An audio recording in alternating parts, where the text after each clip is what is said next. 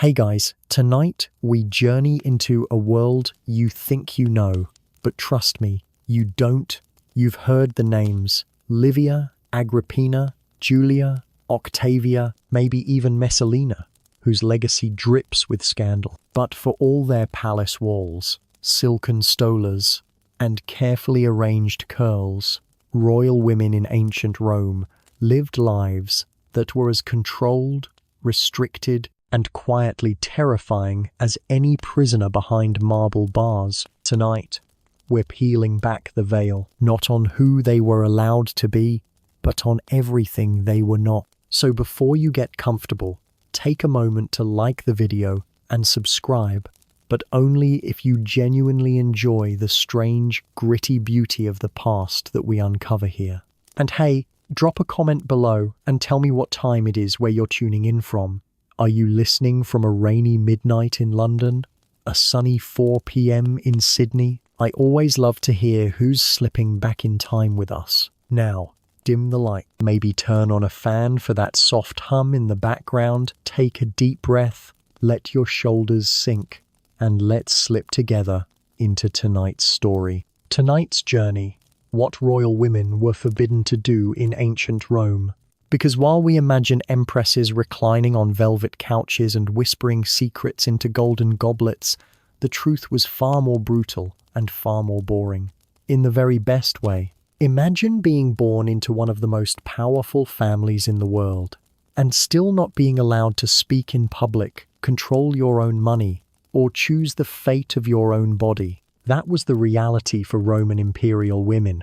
They could be worshipped in statues, immortalized in coinage, and yet legally they were forever somebody's daughter, somebody's wife, somebody's property.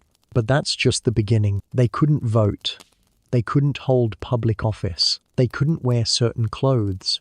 They couldn't travel freely. They couldn't even mourn too much. Grieving too loudly was considered unseemly, hysterical, and possibly treasonous if the wrong emperor took it personally. And just in case you were hoping to find sanctuary in religion or philosophy, think again. The Vestal virgins had their own house arrest rules, and female philosophers were mostly treated like exotic oddities welcome at dinner, not in debate. And yet, these same women shaped the empire behind curtains. They plotted in private, advised emperors in whispers, and sometimes, very rarely, they got their revenge.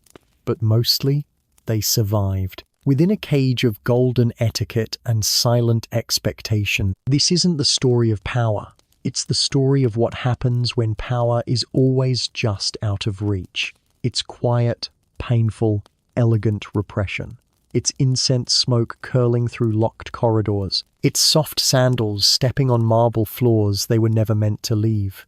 And it's endless rules you never asked for, but must obey, with grace. So close your eyes or keep them half-lidded and lazy and let yourself drift deeper, because tonight you'll wake up in ancient Rome, but not as Caesar, not as a senator, not even as a slave. You wake up as a royal woman. Congratulations.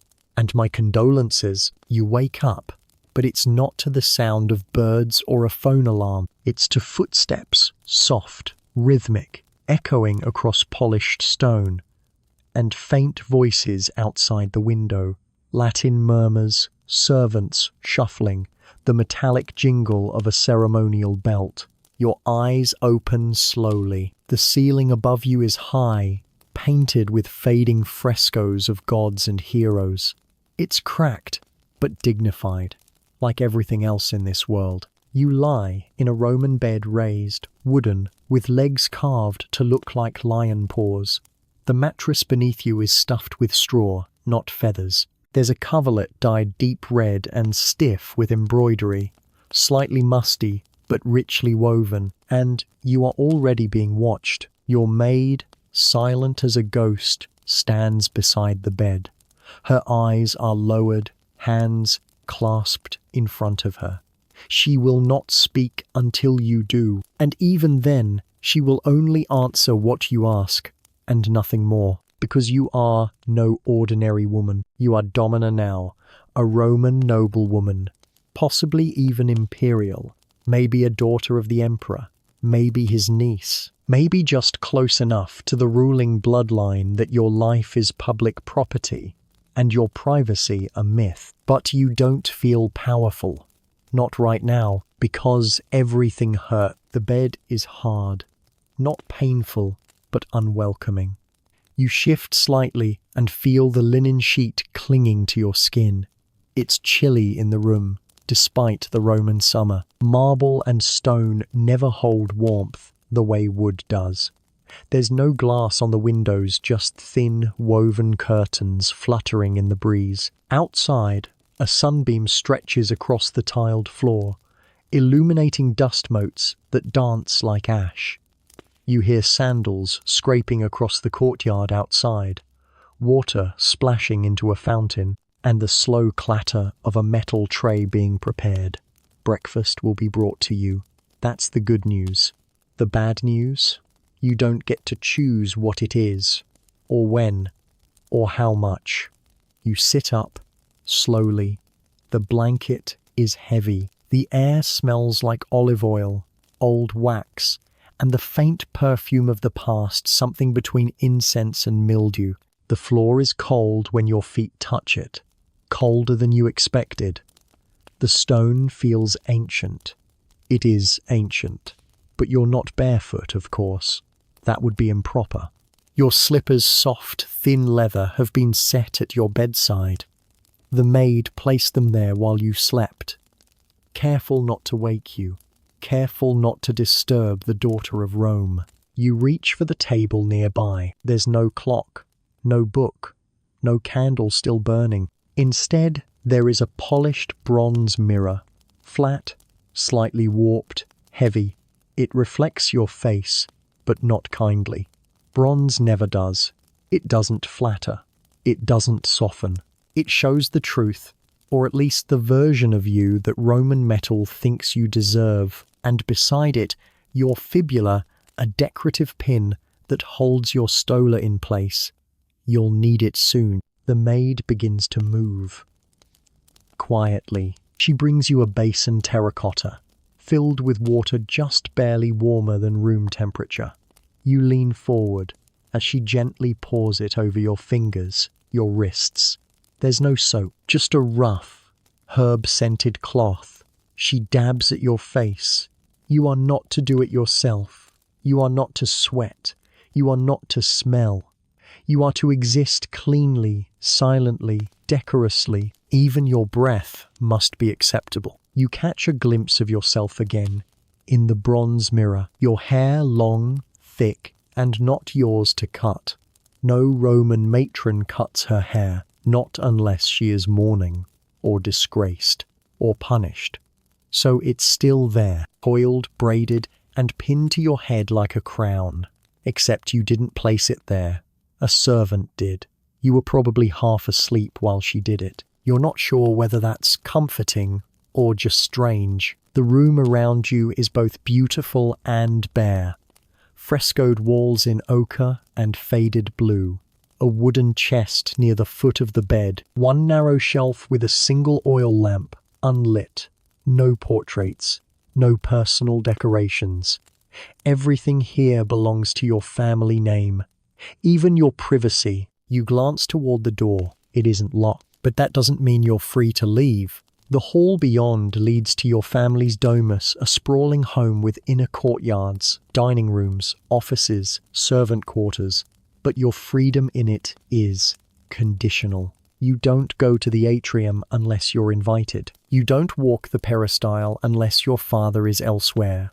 You don't sit in the tablinum, the central room of the house. That's where the patriarch holds court. You have no court. Only corridors, and even those are watched. You can't read yet. Not unless your father believed in teaching his daughters, which some Roman nobles did, but rarely with enthusiasm. You know how to recite prayers.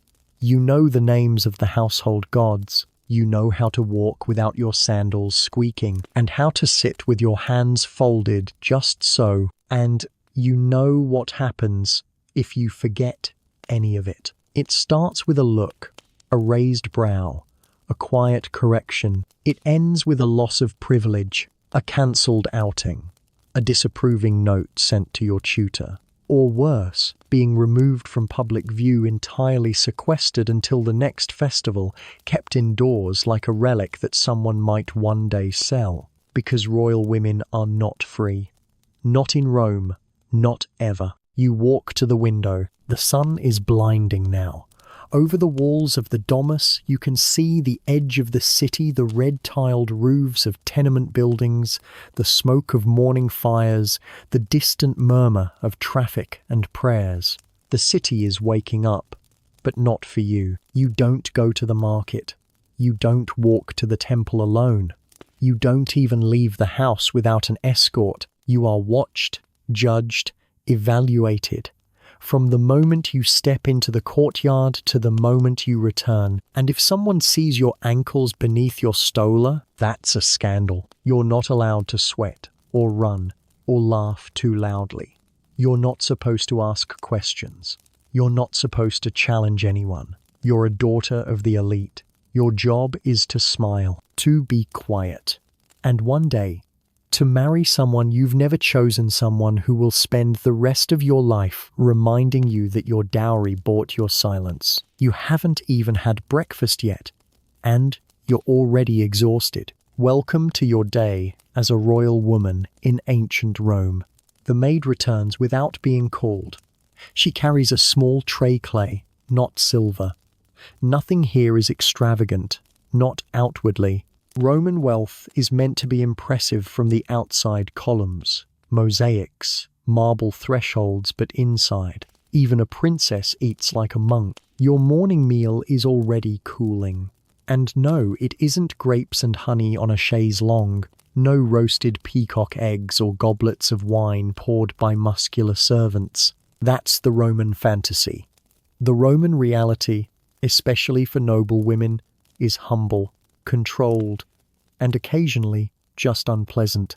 On the tray, a small wedge of panis, yesterday's bread. It's coarse, uneven, and riddled with flecks of grain and the occasional charred corner. The crust is hard enough to chip a tooth. The inside is dense, greyish, and smells faintly of smoke. It was likely baked in a communal oven and delivered to the house at dawn, along with prayers, bills, and gossip. Beside it, a small bowl of olives, still briny from the amphora they were stored in. They taste like salt and bitterness and resin. Roman olives are not snacks. They are obligations, a nod to the land, to your ancestors, to the oil trade that fuels the Republic. And finally, a cup of watered wine. That's right. Not juice, not water, certainly not coffee, just weak, sour red wine, diluted to the point of being medicinal, strong enough to kill off microbes, but not enough to make breakfast bearable. You nibble in silence. Women of your rank do not eat in the atrium, where your father and brothers will gather to talk politics and affairs of state. You eat privately, or with your mother, or not at all. This morning, you eat alone. You're not hungry, really. Roman breakfasts aren't meant to satisfy. They're ceremonial, a gesture towards sustenance. You chew slowly, the olives catching in your teeth, the bread scratching the roof of your mouth. There is no butter, no fruit, no honey. Sweetness is reserved for guests, for gods, or for bribery, not for daughters. When the tray is taken away, you are still chewing. The maid waits for you to finish. You nod. She disappears. Now comes the second ritual of the morning. Hygiene. Let's begin with your mouth. There is no toothpaste, no mint, no sparkling rinse. If you're lucky, you have a twig of frayed end chewed to a brush, dipped in powdered charcoal or crushed oyster shell. You scrub carefully, not to clean your teeth so much as to scrape away last night's bread and today's bitterness. It tastes like chalk and regret. And then your face. No soap. Soap is a barbarian thing, used by Celts and Germans with wild hair and no manners. Roman women, especially noble ones, cleanse with oil. Olive oil, occasionally infused with rose or myrrh. It's rubbed gently into your cheeks, your forehead, your jaw, and then scraped off with a strigil, a curved metal blade that doesn't care if your skin is tender today. It doesn't soothe, it removes, and it leaves your skin slick and slightly red, like polished marble. Next, your hair. This will take time. Roman hair is an event, not a routine. And since you're a noble woman, you don't touch it yourself. That's for your maid, a slave girl named Polla, barely older than you, but far more skilled in plaits and pin. You sit on a low stool while she works. She doesn't ask what you want. You don't tell her. The style was decided yesterday by your mother or your father's steward, depending on whether you'll be seen today. Some styles are for betrothal, some for mourning, some only for married women. She parts your hair down the center, her fingers deft and cool. Then she begins the braiding, tight coils wrapped around your head like a crown. Pins made of ivory or bronze secure the braids. Some will dig into your scalp. If you flinch, she will apologize softly and keep going. The final touch, a thin dusting of lead powder across your forehead and cheeks. It whitens your complexion, or rather, it blurs it. Pale skin is prized, especially among women of status. Tanned skin suggests you've been outdoors, exposed, like a laborer, or worse, like a foreigner. You are not allowed to look foreign, even if you are. And now, clothing. Your tunica comes first, a plain linen undergarment, slightly itchy, designed for modesty. It hangs past your knees and ties at the shoulders. Over this comes the stola, the garment that marks you as a respectable Roman woman. It is long, elegant, and surprisingly heavy. It falls to the floor, gathered with folds and tied with a girdle just beneath the bust. It limits your stride. It dictates your posture. It is not meant for walking long distances. It is meant for being seen briefly, modestly, and never alone. The fabric smells faintly of laurel and dust. You are not allowed to wear the toga. That's for men and prostitutes. No overlap. The stola says, I am a citizen's daughter. I am not for sale. I am not a senator. I do not speak in public. I belong in the shadows, at the edge of the forum, in a shaded atrium with eyes lowered. Then come the shoes, thin leather sandals with laces that wind around your ankles. You tie them carefully. You are not allowed to be barefoot. You are not allowed to run. You are clean. You are dressed. You are painted, braided, bound, and correct. And now, finally, you are ready to do nothing. You may not leave the house. You may not speak to strange men. You may not write letters without permission. You may not visit the temple without a male escort. You may not attend the morning contio, where laws are debated. You may not eat again until midday. You may not say you're bored. Instead, you sit by the window and you wait for your mother to call you, for your husband-to-be to arrive, for your father to summon you, for Rome to decide what you are allowed to be today. This is the hygiene of powerlessness, a clean, combed, starched submission. And if you're lucky, if the gods smile on you, you'll be chosen by someone important, a senator's son, an aging general, maybe even the emperor himself, and then your real duties will begin. But not yet. Now, you are simply beautiful, silent, controlled, and desperately, exquisitely bored. You've been dressed for hours now. Not in anything comfortable, of course. Comfort is not for women like you. Your stola, long and layered, is wrapped tight across your body. It rustles faintly as you move, not that you're supposed to move much. You've already been warned twice today for walking too quickly across the atrium. A lady glides. A lady does not march. The fabric chafes slightly under your arms. Not because it's cheap, it's not, but because Roman fabrics were never made for ease. Your stola is wool, or maybe imported linen if your family is generous. It itches where it folds, it bunches at your waist. You're always adjusting it, always smoothing it out, because if it creases, someone will notice. And if someone notices, someone will talk. Your tunic, the underlayer, isn't much better. It sticks to your skin. Roman summers are humid, stifling. The walls of the domus keep out the sun, but they trap the heat. Your clothing holds it, like a second skin. No undergarments, no freedom of movement. You shift your weight from foot to foot, slowly, carefully. Your hair is still pinned up, tight against your scalp, wound with cords of wool dyed red for luck. The pins dig in just enough to remind you that nothing about your appearance is yours. It's all for them, for the men, the guests, the gods, the household's honor. You are a walking reputation, and reputation is everything. You pass a young slave girl barefoot, sweat-streaked, carrying laundry. Her tunic is cut short for work. No stola, no jewelry. She glances up at you, eyes low, head bowed. You envy her. For just a moment, you envy her. She can move, she can sweat, she can run in the courtyard without fear that someone will whisper, "How inappropriate."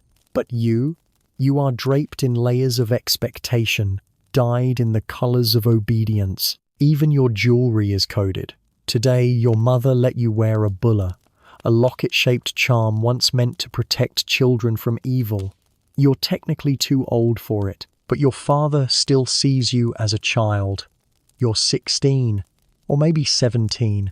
No one has told you for sure. You are old enough to marry, old enough to die in childbirth, but still too young to speak freely at dinner. Now, let's talk about where you live. The domus, your family's home, is beautiful, in the way that temples are beautiful. Cold, imposing, designed to impress guests and suppress emotions. You step through the atrium, the front reception hall, and your sandals click faintly on the mosaic floor. The design is lovely, a hunting scene with dogs and deer, but you're not supposed to admire it. Art appreciation is not a feminine virtue. The walls are painted in frescoes, reds, ochres, deep blues, mythological scenes, Minerva, Venus, the Sabine women being persuaded into marriage. You've been warned not to ask questions about that one. The ceiling is high, too high for warmth. The open roof lets in air and light and rain. A square opening above, the compluvium, catches the sky. Beneath it, the impluvium, a sunken pool of rainwater. Beautiful, yes, but dangerous when you're cold, and deadly when mosquitoes come. This house is not yours. Not really. It belongs to your father, and to Rome, and to the gods of the hearth. Even your room, if you have one, is not private. Maybe you share it with a sister, maybe with a nursemaid. Maybe you sleep in one of the cubicula, the tiny sleeping rooms off the hallway, barely large enough for a bed and a chest. No door locks, no diary, no secrets. If you are lucky, your bed is a wooden frame with a sagging rope base, a thin mattress of straw, and a woolen blanket, itchy in summer, too thin in winter. There are mice in the walls. You hear them sometimes. The windows, if they exist, are covered with oiled linen or wooden shutters. Glass is for the truly rich, and even then, it's blurry and bubbled, more decorative than functional. The kitchen is not yours either. You've likely never even stepped into it. That's the cook's domain. And the slaves. You don't prepare your own food. That would be unthinkable. You might have helped your nurse mix a bit of barley meal for a sick sibling once, but someone scolded you for getting flour on your stola. There is a latrina, of course, but it's not what you think. There's no privacy. It's a bench. A stone bench with a hole, in a room that always smells faintly of vinegar and shame. You share it with the entire household. There is a sponge on a stick in a bucket. That is your toilet paper. You do not speak of it. Ever. If you need to relieve yourself during a dinner party, you simply hold it, because a Roman lady does not excuse herself. She endures. The bath, well, that's different. There's a small bath suite at the back of the house, heated with a clever system of fires and flues. Sometimes your mother takes you there. Sometimes you're allowed to go to the public baths during women's hours early in the morning, before the men arrive. You strip in silence, sink into the warm water, and try to forget for a moment that every other part of your life is about being seen. In the bath, you are invisible. For a few minutes at least, but not here, not at home. At home, every room is a stage, every hallway a test. You are not allowed to complain about the cold in winter. You are not allowed to fan yourself in summer. You are not allowed to rearrange the furniture because it is not yours. You sleep beneath frescoes of gods who never loved their daughters. You rise at dawn, and you sit in a house where no one speaks to you unless they want something. You are told you are lucky, fortunate, a Roman noblewoman, a potential empress, but the ceiling is cracked, the walls are sweating, the blanket smells like last year's rain, and you wonder, sometimes, what it would be like to sleep in a room with a door that locked. The workday has begun, but not for you. At least, not in the way most people understand work. You don't haul bricks. You don't sweep the forum. You don't sell fish or olive oil or almonds in the market while dodging flies and insults. You've never held a pickaxe. You've never carried a water jar on your shoulder. You are far above such things, and yet you're exhausted, because as a royal Roman woman, your labor is invisible, and it never ends. Your survival doesn't depend on muscle, it depends on behavior, on posture, on obedience, on the subtle daily performance of being exactly what Rome needs you to be. No more, definitely no less. Today you are scheduled to sit in silence beside your mother during a family reception. You're not meant to speak. You're not even meant to be remembered. You are decoration, a whisper of lineage, a hint of a future dowry. You do not work the land. You are the land, to be claimed, traded, signed over. But the house your father's domus is alive with motion. Servants scurry like ghosts with better posture. Linen is being beaten against flat stones. Oil is being strained. A cook is shouting at a butchered goat. Someone is arguing about amphora inventory. And then there's the sound of marble being scrubbed. Again, the mosaics have to shine today. A senator's wife is expected before noon. She will nod at your mother, compliment the frescoes, pretend not to evaluate the family wealth based on the fruit bowl arrangement, and then leave with the full report. You may or may not be introduced. If you are, you will rise, smile softly, and recite the correct greeting in Latin. You will not speak out of turn. You will not ask questions. And if you do, if your voice is too loud, or your posture falters, or your tone lacks the syrupy softness expected of a woman raised on prayer and discipline, your mother will smile and place her hand gently on your wrist. Not a gesture of affection, a warning, be perfect, or be dismissed. Because women like you don't labor with their hands, they labor with their faces, with every gesture, every movement, every silenced thought, every breath that never gets to become a full opinion. That's not to say Roman elite women never worked at all. They did. It's just that their work was expected to remain unseen. You might be spinning wool later today. Not because your family needs more tunics, but because it is the Roman symbol of feminine virtue. Domum servivit, lanum fecit. She kept the house and made the wool. It's on your grandmother's tombstone. It's on every woman's tombstone. Spinning is less a task, more a performance of moral excellence. You sit, you spin, and you prove you're not idle. You show the house guests that your hands are as disciplined as your mouth, even if you hate it, even if your fingers ache, Even if your spindle has given you a callus in the exact spot, no noblewoman is supposed to have one. Later today, you might be called to supervise the household slaves, the familia, as the Romans call them. You don't give orders, you pass along expectations. You make polite observations that are really instructions. Too much ash in the bread, too little scent in the water jars, too loud in the servant corridor after dark. You learn to say these things quietly, indirectly, wrapped in elegance, because a Roman woman never shouts, not even when she wants to, especially not then. And of course, there's the ritual of sewing and embroidery.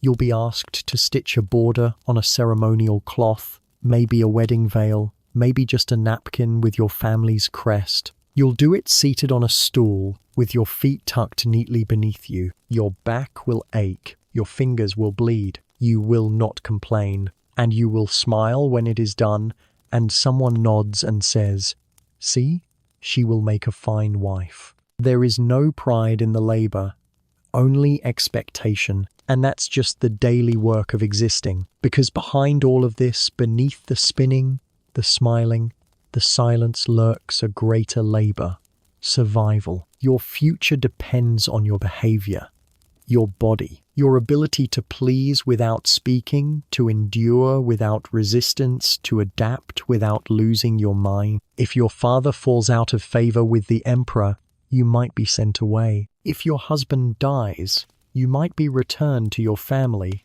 unless you've borne a son. If your brother is accused of treason, your name may be erased from records, your statue quietly taken down, your dowry revoked. If your womb fails to produce heirs, you might be divorced. If you produce the wrong heir, you might be assassinated. It's not just the poor who struggle to survive in Rome, it's the powerful, especially the ones with no voice. So you sit, you wait, you sew, you smile. You keep your opinions folded neatly under your stola like contraband. And in the moments no one is watching, you wonder, is this what the gods intended? To be honored like marble, but used like furniture? To be praised like Venus, and yet never asked what you want? To learn to calculate every word, every sigh, every eye movement, not out of vanity, but survival? Because make no mistake, one wrong word, one misstep, and it will not be called a mistake. It will be called shame. And shame, for a Roman woman, is the one stain no amount of oil, ash, or prayer can ever wash clean. You wake to incense, again, not because it's a feast day, or because someone's died. It's just another morning in the household of a Roman noblewoman, where religion is not something you believe in, it's something you perform. You are surrounded by gods, not metaphorically, literally. Every room in this house has a deity lurking somewhere. In the atrium, there's the lararium, the household shrine, a painted niche with tiny statuettes, the lares ancestral spirits who watch over the family. Sometimes they're little men with wine cups, sometimes just ash in a jar or a name carved into the wall.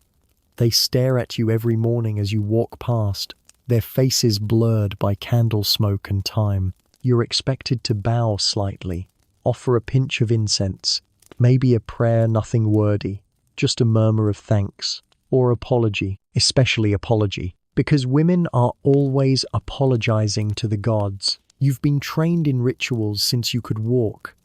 How to hold the offering bowl without shaking, how to speak the sacred formulas without stammering, how to cover your head when sacrificing, even if the sun is boiling overhead and the wool veil sticks to your scalp like wet clay. You know the penalties for mistakes, not legal ones, divine ones. A sneeze at the wrong moment during a sacrifice, the gods might be offended. Trip on the temple steps, omen of disaster. Fail to light the household lamp at dusk, ancestral spirits might abandon the house entirely. You live in constant religious surveillance, not by priests but by fate.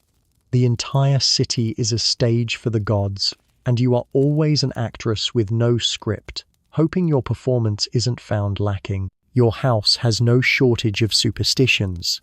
You're not allowed to clip your nails on feast days. You can't sweep the floor after dark, it might disturb the household spirits. You must never speak a dead person's name inside the triclinium, the dining room, or they might follow you to bed. And don't mention owls. Just don't. If one lands on the roof, the entire house enters mourning. You don't laugh at these rules. No one does. Because Roman religion isn't about comfort. It's about control. The gods are not kind. They are not friends. They are ancient, powerful, and deeply petty. You've seen the temples. You've walked past them in your litter, shielded from the sun by a slave holding a parasol. The great temple of Jupiter on the Capitoline Hill, the shrine of Vesta with its eternal flame. You don't enter them often. Temples are for priests, and priests are men, unless you are chosen, unless you are a Vestal virgin, 6 women in all of Rome, sworn to 30 years of chastity, given power, property, public seats at the games, the right to pardon a condemned man once, and yet, if they break their vow, not death by sword, that would be too merciful. They are buried alive in a chamber beneath the earth with a loaf of bread and a lamp. The gods will judge, they say. So you are not a Vestal, and you're relieved. You prefer your cage with windows. Still, religion follows you everywhere. When you bleed, you are impure. When you give birth, you are sacred briefly. When you miscarry, it's your fault. The gods must be angry. And so, you obey the rituals. You pour the wine. You scatter the grain.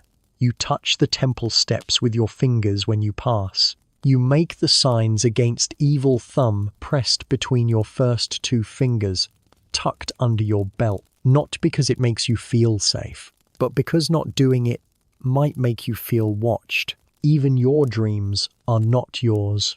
You're told to report them. If you dream of fire, it means marriage. If you dream of death, it means pregnancy. If you dream of drowning, someone in your household will betray you. There are books of omens, lists kept by augurs and haruspices, men who read the future in bird guts and lightning patterns. Sometimes they are consulted before important decisions. Never by you, of course. You don't make decisions, but you are often the subject of them. Will the gods approve your marriage? Will your womb be blessed? Will your father's fortunes rise or fall based on which hand you used to lift the offering bowl this morning? You don't know, so you do everything right. You wear the amulets, the coral charm to ward off the evil eye, the carved bone to protect against infertility, the knotted red thread around your wrist, which no one mentions but everyone notices. You whisper prayers under your breath, not because you feel devout, but because silence feels more dangerous. The gods are always listening, and unlike men, they cannot be bribed with dowries or good posture. But if religion governs your behavior, superstition governs your fear, you've seen women thrown out of households for being unlucky. A child dies, a birth is breach, a storm ruins the crop, and suddenly the young wife is whispered about. Maybe she stepped into the house with her left foot. Maybe her family angered Mars. Maybe it's her eyes. Too wide, too green, too knowing. A lucky woman is praised. A suspiciously lucky woman is watched. And no one is just unlucky. Someone always pays. So you don't break mirrors. You don't wear black to weddings. You don't whistle at night. You don't sing during the new moon. You are not allowed to make mistakes. And so you cling to the rules, the rituals, the rhythms, because without them, who are you? A woman in a house with no power, a daughter on a throne she'll never sit on, a vessel for heirs, a whisper of Venus, a shadow of Vesta, a possible liability to Mars. You believe in the gods, Of course you do. You believe they are watching, and that's why you sleep with a lamp still burning. Not because you're afraid of the dark, but because the dark in Rome is never empty. It's nearly midday. The sun hangs directly overhead, casting narrow beams through the compluvium and onto the impluvium pool below. Light dances on the water's surface. It should be beautiful, but you don't notice. You're thinking about food, not because you're hungry, but because you're not allowed to be. Hunger, for a noble woman, is a vulgar thing. To crave is to lack control, and Roman women must never appear uncontrolled, not even in private, especially not in private. So when the midday meal, the prandium, is brought in, you sit straight, hands folded, eyes lowered. You do not reach for the figs. You do not lick your lips. You eat only when invited, and even then, you eat sparingly. The tray is set before you, a spread of contrast and contradiction. On it, you find a dish of boiled lentils, bland and cooling fast, with a dash of fish sauce garum, the Roman condiment of choice, which smells like something found in a shipwrecked barrel, but is prized beyond reason. A few slices of cold pork, heavily salted, chewy, and edged with fat. You chew slowly. Salt preserves meat, but it also dries the mouth and makes conversation difficult. That, perhaps, is the point. A handful of dormice, roasted and stuffed with pine nuts and honey. Yes, dormice. You eat one. You try not to look at its little curled paws. A cup of diluted wine again. This time, slightly spiced. You sip it, then set it down. Anything more would be excessive. And finally, a small bowl of fruit, most of it underripe. Figs, plums, a single pear cut into precise wedges. Fruit is considered an elegant dessert, but if you eat it too eagerly, someone will notice. Someone always notices. Today's meal is not a family affair. Your father dines separately, reclining in the triclinium with 2 other senators and a visiting poet whose breath smells like last year's olives. They will eat well. They will eat slowly. They will laugh loudly and freely, with mouths full. You are not invited. You remain in the women's section of the house, dining either with your mother or your sisters, or alone if you've recently disappointed someone. The difference is subtle, but unmistakable. Once you asked your mother why you couldn't dine with the men. She smiled, like someone smiling at a barking dog. "Because we are not hungry for those things," she said. You understood. You just didn't agree. After the meal, you're allowed a short walk in the peristyle, the inner garden, carefully manicured, symmetrical, designed more for display than delight. You drift past cypress trees, marble benches, little fountains shaped like dolphins, and flower beds you are not allowed to tend. And here, if the day is ordinary, comes the only entertainment Roman elite women get. Talking, you sit with the other women, perhaps a cousin, a friend from another gens, a sister-in-law with opinions she never finishes saying out loud. The conversation is always the same. Who is getting married? Who has been disgraced? Who wore Greek sandals to the temple of Juno and was scolded for impiety? Who fainted during childbirth and who didn't? Who is rumored to be in the emperor's inner circle? Whispers of poison, of betrayal, of banishment. No one ever says these things directly. Instead, it's all phrased in questions. Have you heard? Is it true? Did she really? And you nod, and you smile, and you file away every name and detail, because information is the only currency you're allowed to carry. If you're lucky, someone brings out a lyre, or a scroll of verse. You listen to poetry with a practiced face.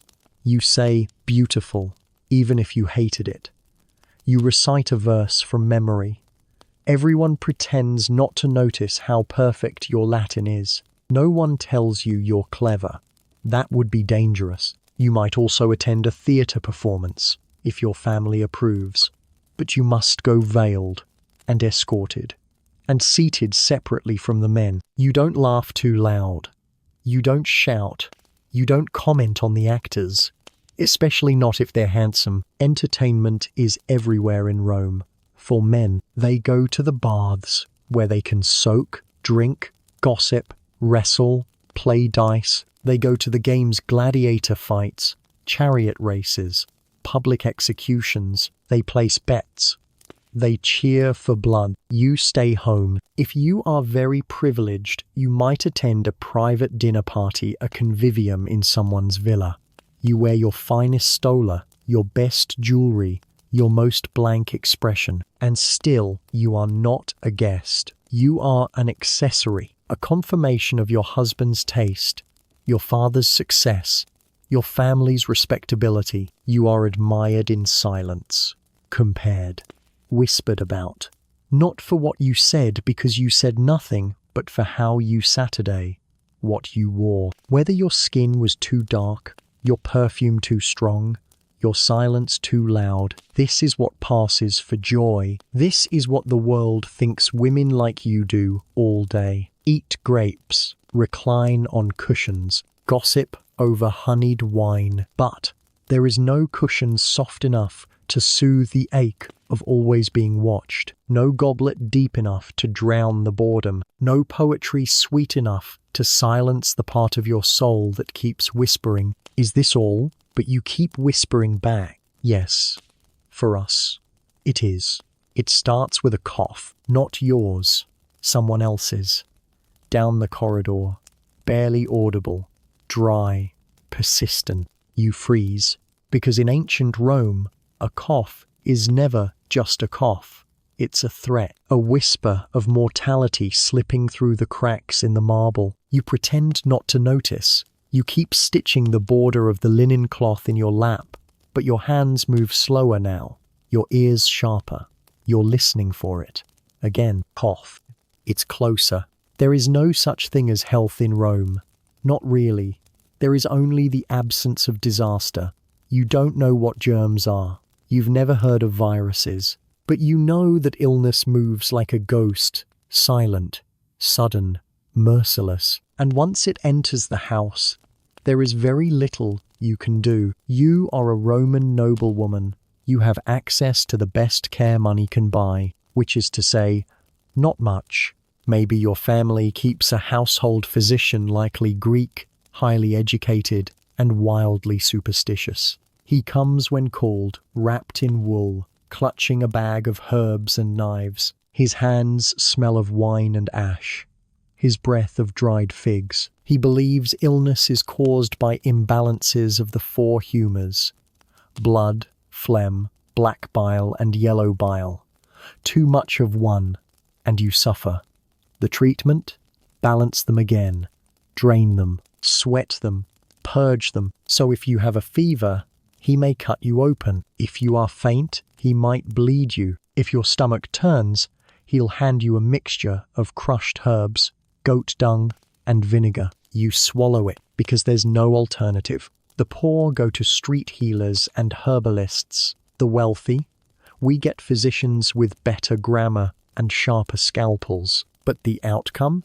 Often the same. You are always one fever away from the grave. Women die constantly from childbirth, most often. You've seen it. An aunt, a cousin, a slave girl who bled for hours while her mistress watched helplessly from the next room, clutching a charm and whispering prayers to Juno Lucina, goddess of labor. There is no anesthesia, no surgical thread, just oil, wine, a sharp knife, a quiet scream. And if the baby dies, you name it anyway. Burn incense. Pretend it lived long enough to count. Miscarriages? You don't talk about them. There's no ceremony, no comfort, just silence. The mother recovers, or she doesn't. Either way, she returns to her sewing stool, to her daily prayers, to her heavy, silent, obedient life. And the others pretend nothing happened, because in Rome, grief is shameful. Too much emotion dishonors the dead. Too little dishonors the living. So you find the middle.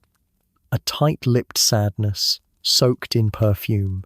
You've seen sickness take entire households. Influenza, plague, fevers with names no one understands, boils, rashes, sudden fits of choking in the night. Sometimes you wake to find a bed empty, a name struck from the wax tablet, a slave gone without explanation. Taken by the gods, they say. Which gods? No one asks. They might come for you next. There are superstitions about illness. Of course there are. Some believe disease travels in bad smells. So you hang bundles of rosemary in doorways, burn sage in corners, wash your hands in wine. Others say sickness is caused by evil spirits, so you wear amulets, carved bones, coral charms. You whisper prayers to obscure deities, or tie red strings around your wrists and hope. And if all else fails, you visit the temple of Asclepius, the god of healing. You offer honey cakes, sleep on the floor of the temple, wait for a dream. If the god visits you in your sleep, if you see a snake or feel a cool hand on your forehead, it means you'll recover. If you wake with nothing, it means the gods have made their decision. But there's another fear, quieter and more dangerous than sickness. Contagion of reputation. If you're known to be sickly, your marriage prospects vanish. If your womb is called unfruitful, your dowry loses value. If you're seen too often with the household physician, people begin to whisper, maybe she's cursed, maybe the gods disfavor her, maybe she's possessed. So you lie, you hide your coughs, you conceal your weakness, you wrap your shawl tighter and say it's the draft. You put on rouge to hide the paleness, and if you faint, you pray it happens somewhere elegant, somewhere someone will catch you gracefully, somewhere the marble is clean. Even death must be beautiful, and it comes often quietly, suddenly, without drama. A young girl from a neighboring family died last week. Typhoid, they think, or something like it. She was 17, married only 5 months. Her funeral was swift, her body washed in rose water, her hair braided, her mouth sealed with wax. She was placed on a funeral couch, covered in flowers, and carried through the streets to the family tomb. She will not be remembered. No statue, no poetry, just a name on a stone slab behind the mausoleum wall. And even that will fade in time. But her mother still places offerings at the lararium, still whispers her name when no one is listening. You've never seen your mother cry. You suspect she's done it, just never in front of the gods. Because in Rome, death is a fact, not a tragedy. Grief is not for expressing, it's for surviving. So you sip your wine, swallow your vinegar tincture, burn your incense, and hope. Hope the gods look away. Hope the physician is sober. Hope the cough down the hall isn't coming closer. Because there are no hospitals, no second opinions, just silence. And the slow, cold realization that no amount of lineage, status, or coins can protect you when death decides he's hungry. You were born into duty, not with a crown, not with a sword, but with a set of expectations so ancient they feel older than the gods themselves. You are a woman in ancient Rome, which means you are, above all things, a daughter, a wife, a mother, or a burden. There are no other categories, and today you are reminded of that before you even finish your first sip of morning wine. Your mother summons you. Her voice is calm, but her posture is rigid. You're being introduced to a matchmaker, not because you're in love, not because you're ready, but because you're marriageable, which is not a feeling. It's a number, somewhere between 12 and 15, maybe 16, if your father has been generous with time. You don't know your exact age. No one has written it down. The matchmaker brings scrolls and compliments.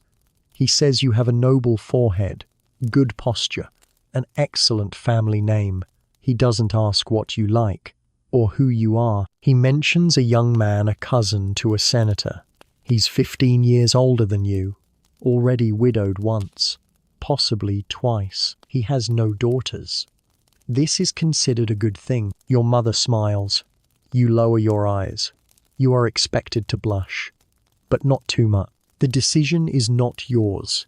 It never has been. Roman women do not choose their husbands. They are assigned, like roles in a play, carefully cast to strengthen family alliances, to merge fortunes, to produce heirs. You do not marry for happiness. You marry for Rome. And once you're married, you belong to your husband's household. You will call his father paterfamilias.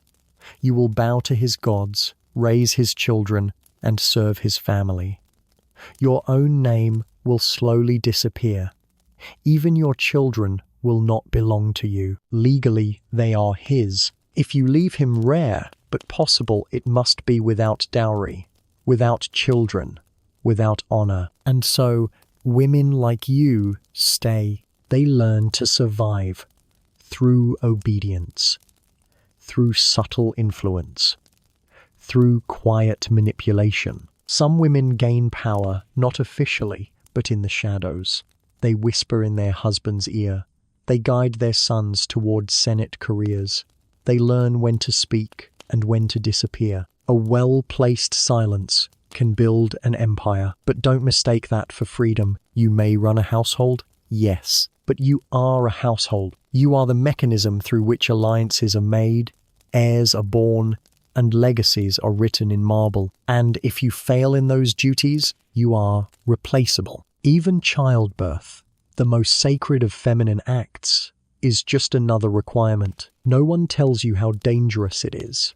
Not until it happens, not until your legs are tied apart, your belly clenched, your throat hoarse from screaming, and no one dares call a physician, because if the gods hear fear, they might make it worse. If the child is a boy, there will be celebration. If the child is a girl, a nod, a murmured prayer. If the child is deformed, there will be no child by morning. That too is Rome. As for your own mother, she is not affectionate. Roman mothers are not meant to be soft. They are meant to be formidable. She doesn't coddle. She instructs. She doesn't ask how you feel. She tells you how to behave. You don't blame her. She didn't have a choice either. And yet, you feel the warmth in her voice when she recites Virgil to you, when she adjusts your hair, when she weeps alone in the garden after your brother is sent to the frontier. She is not cold. She is surviving, just like you. And then, there are the children. Rome is full of them, running barefoot through the alleyways, clutching bits of bread, laughing in the fountains, and dying young. Very young. Half of Roman children die before the age of 10. You've seen it more times than you can count. A sudden fever, a fall, a snake bite, a moment of carelessness, and then silence. The funeral is short. The name is remembered for a year, maybe 2. The mothers, they keep going because they must. You remember your own wet nurse, a woman who fed you when your mother could not. She smelled of milk and thyme. She disappeared when you turned 4. You asked about her once. She was a servant, someone said, but you remember her more than you remember your first words. Now, your cousin is raising a son.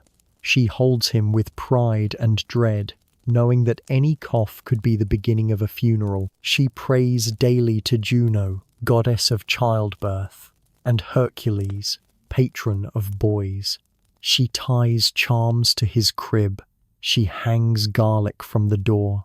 She leaves honey cakes at the temple. She does everything right. But there are no guarantees. Because in Rome, family is everything. But family is fragile, and women, mothers, daughters, sisters are expected to carry that weight with grace, with silence, with dignity, even when they're bleeding, even when they're burying, even when they're breaking, and somehow they do. You watch your mother straighten her veil, Your cousin teach her son to read. Your aunt light the family altar. You watch these women survive without freedom, without applause, without rest.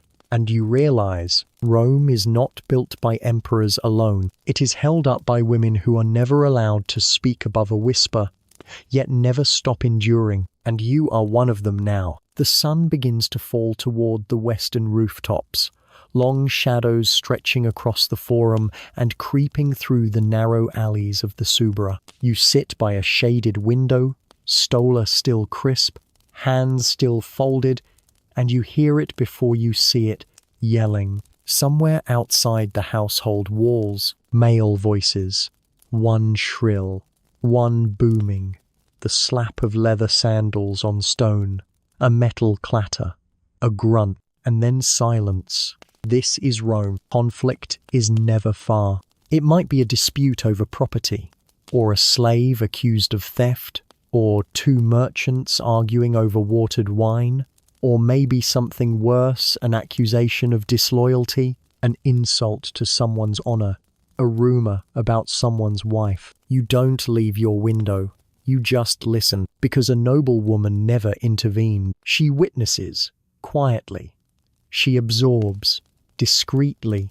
She learns, silently. She never acts, especially not when it comes to justice. Justice in Rome is a thing for men, for the courts, for magistrates, for senators in white togas trimmed with purple who debate loudly while secretly bribing each other with amphorae of wine and promises of marriage alliances. For women, justice is a story you tell yourself to fall asleep. You know better than to expect fairness. If you're insulted in public and your husband does nothing, your reputation is ruined. If you're assaulted and your father is powerful, the matter disappears. If he isn't, you disappear. You've heard of women imprisoned in their own homes for speaking out. Not legally, Rome is far too elegant for that. No, it's always done as protection, for their own good. Acquiet removal, a new room, fewer visitors, until they're forgotten. It's afternoon now, and the house is warmer. The marble floor is cool beneath your sandals, but your neck is sweating beneath the weight of your pinned hair. You can't take it down, not until evening. You pass your younger brother in the corridor. He's 12. He's already learning rhetoric. He asks questions about law and history. He interrupts the steward. He corrects his tutor. He is praised for being curious. If you had done that, they'd say you were disrespectful. Or worse, ambitious. Ambition is a dangerous perfume on a Roman woman, sweet but fatal. You hear whispers today about a senator's daughter who tried to write a petition on behalf of her sister, a girl accused of poisoning her husband. The daughter was educated, well-connected, married to a provincial governor. It didn't matter. She was accused of arrogance, of overstepping. The petition was burned. The girl was exiled, and the senator's daughter dead within the month. No one says how. You know how. You also know violence is not rare, even in houses like yours. Not all beatings happen in the alleyways. You've seen slaves whipped in the courtyard. You've seen servants slapped for spilling wine. You've seen your cousin's bruises hidden beneath a shawl, explained away as clumsiness. You've seen your own aunt's lips tremble when her husband shouts during dinner, accusing her of mismanaging the olive oil stores. You've seen how quickly power can turn into punishment, and still Rome considers itself civilized because it builds baths, aqueducts, marble temples, because its citizens recite poetry as they carry out execution, because they say women are honored,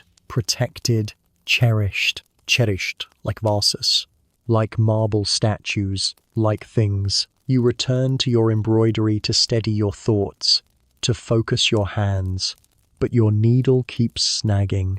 The thread twists in your fingers like it's trying to escape. Your maid kneels nearby, silent as always. She is younger than you, born a slave. Her Latin is flawless. Her hands are skilled. She's seen more of the city than you have. And yet, She can be sold with a word, or punished without trial, or if she's too pretty taken. And she knows it. She doesn't look you in the eye. She never has, not because she's afraid, but because she pities you. You are both prisoners. Hers is physical. Yours is decorated. That's the genius of Roman control. It makes submission look like honor. It makes silence look like virtue. It makes you forget there was ever another way. This afternoon, you're expected to write a letter to your betrothed. Not a long one, just a few lines. Practiced phrases, assurances of health and obedience. You don't mention that you've never met him. You don't ask what he looks like. You don't say how you feel. Roman letters aren't for truth. They're for proof. Proof that you know your role. Proof that you are ready. And once the letter is sealed and passed to a courier, you feel the strangest thing. Relief. Not because you sent it, but because it's done. Another task completed. Another tiny performance. Approved and stamped and filed away. You return to the peristyle. The breeze is warm now. The shadows longer. A cat slinks between the columns. You hear a vendor shouting about fresh figs somewhere beyond the garden walls. Rome is loud today, louder than usual. You wonder if something is happening, something beyond these walls. A riot? A verdict? A fire? You'll find out eventually, when the men return, when they decide what matters. Until then, you wait, because a Roman woman is not allowed to shape the city she lives in, only to survive it. Evening in ancient Rome comes fast. One moment the sun is spilling gold across the marble floors. The next, it's gone. And what it leaves behind is a world that doesn't belong to you. Nightfall belongs to men, and shadows, and silence. A servant lights the oil lamp's small terracotta bowls with stubby wicks that smell faintly of smoke and pressed olives. They don't throw much light, just a flicker, just enough to chase away the worst of the dark, but not its edge. Candles are too expensive to burn freely. Firewood is rationed, and you're forbidden from touching the hearth yourself. That's a slave's job, or, if it's sacred, a priestess's. You sit in the tablinum, hands in your lap, as the shadows stretch across the floor like dark wings. You can hear distant music pipes and drums from a nearby tavern. Laughter, shouts, clattering dice. None of it is yours. The streets of Rome are alive at night. But you are not. You will not walk them. You will not see the city under stars. You will not know what it feels like to run through the alleys barefoot and breathless, chasing nothing but the moonlight. Because noble women do not roam. They are kept. If you must go out after dark and only with a male escort, you must be veiled. Properly. Completely. Eyes lowered. No jewelry. No perfume. You must become invisible. Because the city is watching and worse judging. A woman out alone is a question, or an answer no one wants to hear. Besides, the streets are dangerous, not just because of men, but because of everything. Fires, for one. Rome burns often. The buildings are packed close. The walls are dry. The clay tiles brittle. A single spark from a cook fire, a dropped lamp, a careless prayer near a curtain, and suddenly an entire insula, or apartment block, is a torch. There are no fire brigades, only slaves with buckets, and if they fail, the gods are blamed.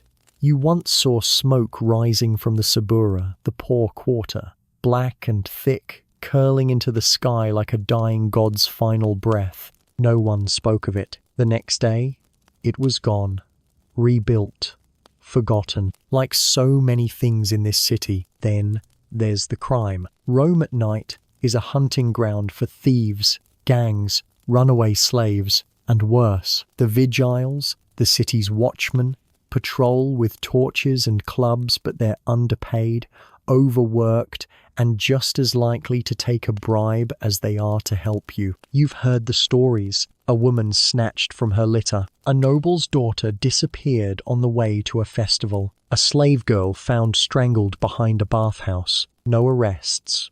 No trials. Because the law at night is optional. You retreat to your room if you're allowed one. A small space with a rough bed, a wooden chest, and a blanket that smells of old smoke and rosewater. There is no lock on the door. You lie there in your stola, still half-dressed. You are not allowed to sleep in the nude. That would be scandalous, even in the dark. You're expected to be modest, even in sleep, even in death, especially in death. You stare at the ceiling. It's cracked. You trace the lines like constellations. You hear footsteps outside the door. You don't move, just a servant. Maybe, or maybe not, because this is when Rome's secrets wake up. This is when husbands slip into other rooms, when deals are whispered behind drawn curtains, when someone poisons a cup, or writes a name on a wax tablet and leaves it on the temple steps. This is when bodies go missing. This is when the city exhales the part of itself it hides during daylight. You breathe shallowly, carefully. You think about the gods. You think about your ancestors. And you think about death, not in a dramatic, poetic way, in a Roman way. Plain, brutal, unavoidable. You've seen too many funerals to pretend otherwise. Your uncle taken by fever. Your cousin bled dry during childbirth. Your friend accused of blasphemy and sent into exile, where she likely starved. There is no soft death in Rome. There is no hospice, no morphine, no passing peacefully. There is oil, wine, fire. There is pain. You once asked your nursemaid what happens after. She said, "If the gods are pleased, you join the ancestors." And if not, she didn't answer, only handed you a small carved charm and told you to sleep with it under your pillow. You still do. Tonight, it digs into your cheek, but you don't move it, because even superstition feels better than nothing. You think of your mother in the next room. You think of her prayers, her tired hands, her unread letters. You think of her wedding ring, gold, thick, beautiful, and how she has never once smiled while touching it. You think of your future husband, who you've never met, who may already be watching you from afar, planning your wardrobe, your menu, your schedule, your life. You think of the son you'll have, and whether he'll remember your name, or whether, like so many Roman women before you, you'll be a footnote, a statue, a name carved into stone, too faded to read. And now the lamp is burning low. The oil will run out soon. You're not allowed to call for more. The slaves have already been dismissed for the night, so you lie still. You do not cry. You do not sigh. You simply exist in the fragile space between the world of the living and the indifferent silence of the dead. This is how Roman noblewomen fall asleep, not to lullabies, but to the sound of distant footsteps and the fear that the gods are listening. So now, as your eyes begin to close and your breath settles, let's take one last walk softly through the day you just lived. You woke up in a palace, but you weren't free. You ate, but you weren't nourished. You were dressed, but never comfortable. You were seen, but never truly known. You were powerful only in theory. In reality, you were watched, measured, and contained. As a royal woman in ancient Rome, your life was wrapped in linen and ceremony, pinned with bronze, brushed with perfume to hide the rot beneath the empire's elegance. You belonged to someone from the moment you took your first breath. First your father, then your husband, and after that maybe a son. You never voted. You never owned your name. You never walked the city you called home, unless veiled, escorted, and silent. But still, you survived. You sat perfectly still when they talked about politics. You stitched borders while the world moved without you. You raised children who bore someone else's name. You nodded, bowed, prayed, and smiled. And even in the smallest, quietest corners of your life, you carved space for yourself. That is the legacy of women like you, not in bronze statues or marble plinths, but in the things no historian ever bothered to write down. A knowing glance, a poem whispered behind a fan, a prayer that was never approved by any priest. You were the quiet strength that kept Rome from crumbling under its own weight.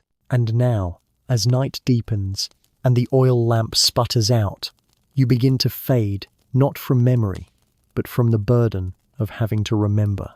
Let the marble walls melt away now. Let the sharp linen loosen around your shoulders. Let the noise of the forum dissolve into nothing but the soft hum of a fan in the room where you are finally safe. Because this was just a dream, a long one maybe, but a dream nonetheless. You are no longer in the year 50 or 90 or 110 CE. You're not in a domus.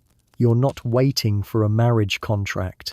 You're not clutching an amulet and praying you won't die in childbirth. You are here, in your own time, where you can lock your door, turn off the lights, and choose what kind of woman you want to be, where you can vote, speak, rest, wake up with your own name on your lips and your own future in your hands. Let that truth hold you now like the softest of linens. Let it settle in your chest like warmth. Let it make you grateful, not just for how far we've come, but for how far you've come, simply by surviving another day, even if it was only in your imagination. Tonight, may the goddesses guard your dreams. May the ancestors smile softly from their altars. And may your sleep be deeper than any Roman bath, safer than any patrician villa, freer than any noblewoman ever dared to wish for. So tonight, as you drift off,